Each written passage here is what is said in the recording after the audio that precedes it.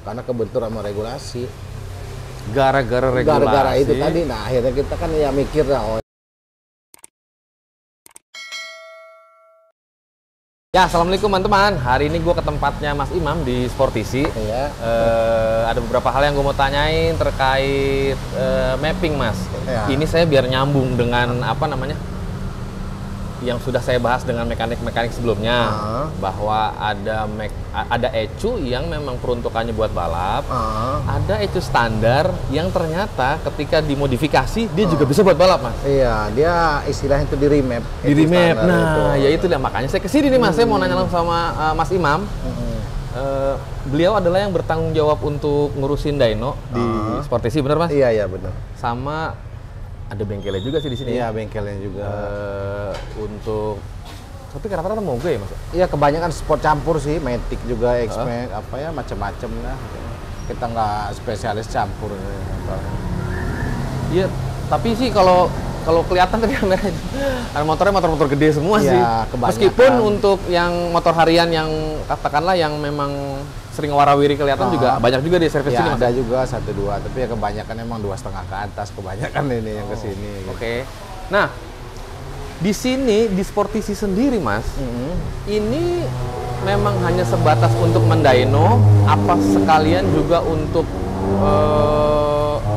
upgrade performanya? Semua bos, kita termasuk servis apa bore up apa gitu, kita ada semua paket-paket ya, gitu. Kayak Matic, X-Max itu Forza gitu, ada semua kita ininya. Servis kita terima, mau naik bore up apa semua. Naik spek? Iya, naik spek juga kita terima. Tapi peruntukannya emang dia biasanya, Mas, kalau teman-teman yang kesini itu, dia teman-teman yang suka touring apa yang buat balap? Campur bos, balap ada, buat touring ada. Kadang-kadang memang khusus buat liar itu anak-anak dyno di sini, mapping di sini gitu, yang ECU racing atau ECU-nya yang lain-lain, yang standar gitu. Nah, banyak juga. Gini, terus terkait dengan mappingan sendiri nih, Mas. Kan mungkin udah beberapa tahun belakangan ini ya, yang namanya istilah remap di dalam ECU standar sendiri itu kan, Mas. Karena pada dulu mungkin belum ketemu kali ya softwarenya, caranya atau segala macamnya kan, makanya banyak kayak CDI itu mungkin dia diganti dengan yang no limit atau yang racing gitu kan. Tapi kalau di ECU sendiri cara kerjanya itu sebenarnya sama persis gak sih, Mas, untuk ignitionnya, Mas, dengan CDI? Dengan CDI sih dia beda, ECU sama CDI itu dia. Kalau ECU ke CDI kan dia buat karbu tuh, kalau buat injeksi dia fiturnya lebih banyak. Dia ada ignitionnya, bensinnya, buat suhu apa panasnya bensinnya sekian tuh dia limiter semua dia ada. Kalau ECU, kalau dia karbu kan sedikit fiturnya dia. Terbatas ya? Iya. Nah dia ECU standar itu sebenarnya kalau XDF2 kita ambil tuh dia fungsinya sama persis sama ECU racing, kayak racer apa gitu. Masa sih, Mas? Sama fiturnya dia, malah lebih banyak standar sebenarnya. Kalau yang tahu ya. Kalau yang tahu, makanya gue cari tahu. Iya. Soalnya kan di situ kan apa XDF-nya itu ya macam-macam dia ini, ada limiter, api, semua. Kalau di motor gigi dia ada per giginya juga, mappingannya ada. Iya, per gigi. Ada. Termasuk idle sama gigi 1, 2, gigi 3, 2 itu beda-beda gitu kan? Beda-beda dia mappingnya ada, per silinder juga dia ada sebenarnya kalau yang tahu. Itu standar itu jauh lebih canggih sebenarnya. Itu sebenarnya udah ini udah metode kayak begini nih, Mas, yang diinjek ini, istilahnya diinjek bener, Mas? Iya, diinjek lah istilahnya dia. Ini sudah tahun keberapa kira-kira, Mas? Ya udah lumayan lama juga sih. 3 tahun, 4 tahunan? Ya, lebih kurang lah sekitar 3 tahun, 4 tahunan ya? Tahunan itu. Dengan tidak mengurangi rasa hormat untuk produsen ECU Racing, ini sih sebenarnya bukan mau ngebandingin, bukan. Cuman lebih ke maksudnya gini, itu barang standar bisa se-ekstrim apa dimodifikasinya, terus tingkat keamanannya, keawetannya gitu loh, Mas. Kalau aman udah nggak ada resiko, dah ECU standar nggak ada resiko ECU standar tuh, karena kan satu partnya dia memang part ori, nggak ada yang kita ganti-ganti. Berarti dalamnya nggak diganti sama sekali. Kalau CDI nih, setahu saya, kalau salah tolong dikoreksi, Mas. CDI standar itu kalau misalkan mau dimodifikasi, kan dia dibelah, ada beberapa komponen yang diganti gitu. Kalau di ECU nggak ada yang apa-apa. ECU standar itu nggak ada apa-apain, utuh, nggak ada dibelah, nggak ada. Utuh, benar-benar utuh. Kita cuma ngambil data pabriknya, kita mau di ininya filenya dia, cobain, Di situ semua ada ininya, rubah-rubahnya ada semua aja. Kegedean. Gua kaget tuh nggak kena muka gua. Ada semua dia ininya buat pengatur, mau kita mau main apa aja dia ada semua, deklarasi bensinnya semua ada dia. Tergantung yang bikin XDF-nya sebenarnya, Bos. Gini deh Mas, ECU racing racing partnya sama ECU standar part dalemannya, atau Mas pernah bongkar nggak sih Mas? Pernah. Nah, pernah. dia ada kesamaan nggak Mas? Nggak beda ininya, dalemannya beda dia. Bedanya di? Dia kayak apa, daleman kayak model-model dioda apa dia tuh, elko-nya itu beda-beda, IC utamanya juga beda. Sebenarnya memang beda gitu ya? Beda dia, kalau dia standar tuh umpamanya mereknya Motorola umpamanya, dia kalau ECU Racing itu dia merek IC-nya beda, dia programnya sih mirip-mirip, fiturnya tapi kan udah kebatas fiturnya dia. Terus kok bisa pada akhirnya di remap itu. Tolong kasih contoh yang sederhana nih Mas. Analoginya seperti apa sih Mas? Kok sampai bisa di? Sebenarnya kita ngehack ini Bos, apa data pabrik sebenarnya itu. Jadi kita ambil file dalam itu, kita ambil semua yang dibikin sama pabrik tadi. Nah di situ kita custom lagi, kayak bensin, api, limiter tuh semua kita rubahin satu-satu. Berarti data yang bawaan motor gitu, dia ada mappingannya matang gitu, misalnya matang nih. Matang dia, jadi di situ itu istilahnya itu XDF namanya Bos. Apa namanya? XDF. Nah, itu XDF-nya itu jenis filenya. Iya, kita ambil, kita modif lagi. Di situ semua ada dia. Tergantung yang bikin XDF-nya. Kadang kan limiternya nggak ketemu, TPS-nya apa nggak ketemu. Nah, itu makanya kok kelebihan dia standar tuh banyak.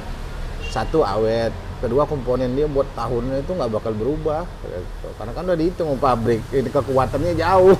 Ya. Kalau misalkan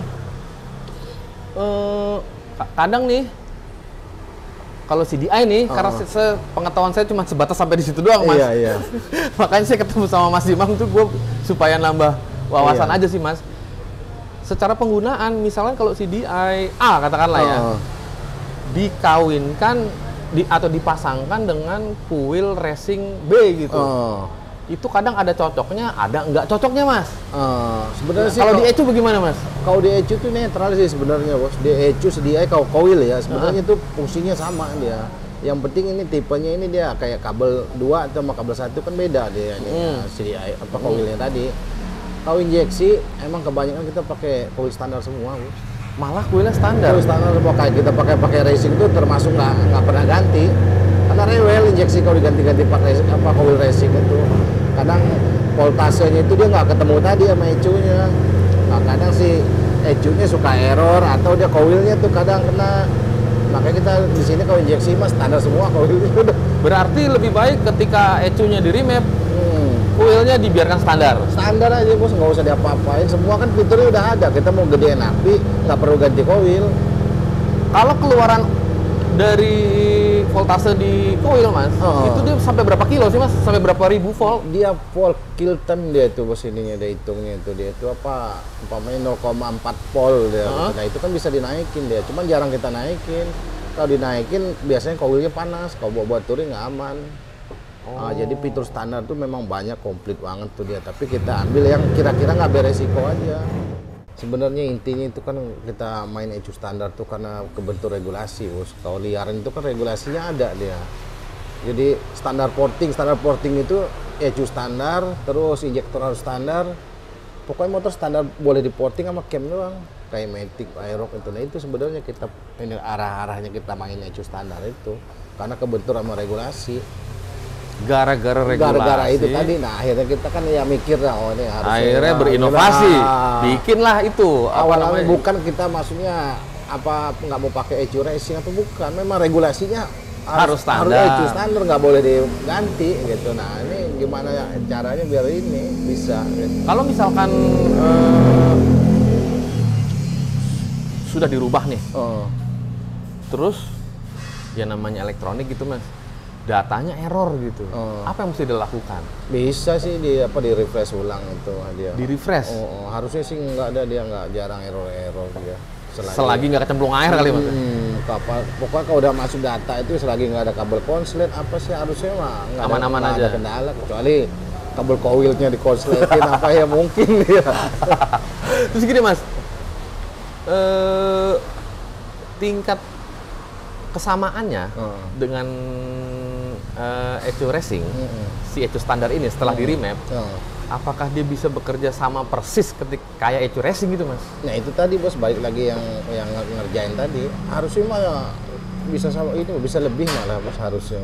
Iya ya? Iya harusnya.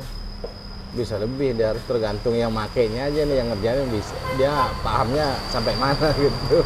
Cuma memang bedanya dia nggak bisa live kali ya Mas ya? Nah itu dia nggak bisa ini live tuning tadi. Live tuning nggak bisa ya? Jadi harus mati, kita copot dulu gitu. Kalau dia rasa apa, Echo Racing kan bisa live tuning, jadi bisa lebih cepat pekerjaannya. Tapi balik lagi tadi kan karena regulasi nih, kita mau nggak mau harus ini.